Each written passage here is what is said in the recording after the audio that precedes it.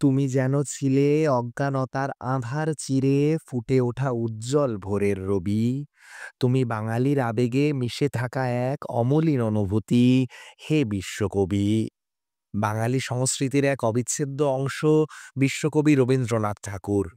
বাঙালি শিল্প সাহিত্যে তার অবদানকে ফুটিয়ে তুলতেই এবার অভিনব উদ্যোগ নিলেন কালনার যুবক সমিতি ক্লাবের পুজো উদ্যোক্তারা। তাদের এবারের থিম তবু মনে রেখো। পাশ্চাত্য সংস্কৃতি এবং আধুনিকতার ঝড়ে রবি ঠাকুরকে ভুলতে বসা বর্তমান সমাজকে কবিগুরুর অবদান স্মরণ করিয়ে দেওয়ার জন্যই পুজো কমিটির এই অভিনব চিন্তা। চলুন শুনে নেব তাদের মুখ থেকেই তাদের উদ্যোগ সম্পর্কে বিস্তারিত।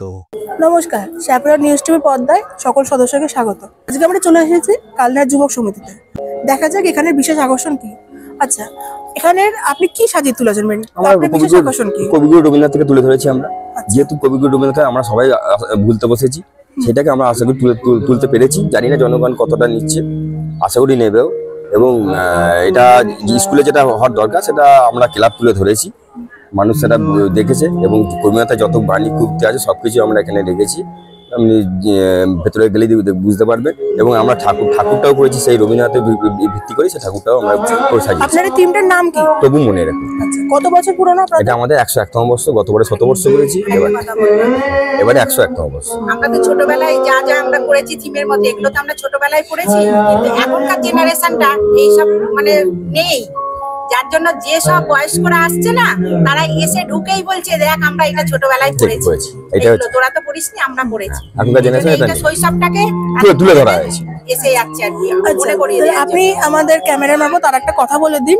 কালনায় যারা আপনাদের এই মণ্ডপটা দেখতে আসবে তাদের আসার সুবিধার্থে কি? তাদের আসার সুবিধার্থে তারা যথেষ্ট সুব্যবস্থা প্রশাসন থেকে করা হয়েছে। এবং আমাদের এমএলএ আছে, সবাই সুব্যবস্থা করেছে। ক্লাব, বিভিন্ন ক্লাব এবার যেটুকু সহযোগিতা দরকার সেটুকু সহযোগিতা করবে। আচ্ছা, যাত্রাপথটা ম্যাপ দেওয়া আছে।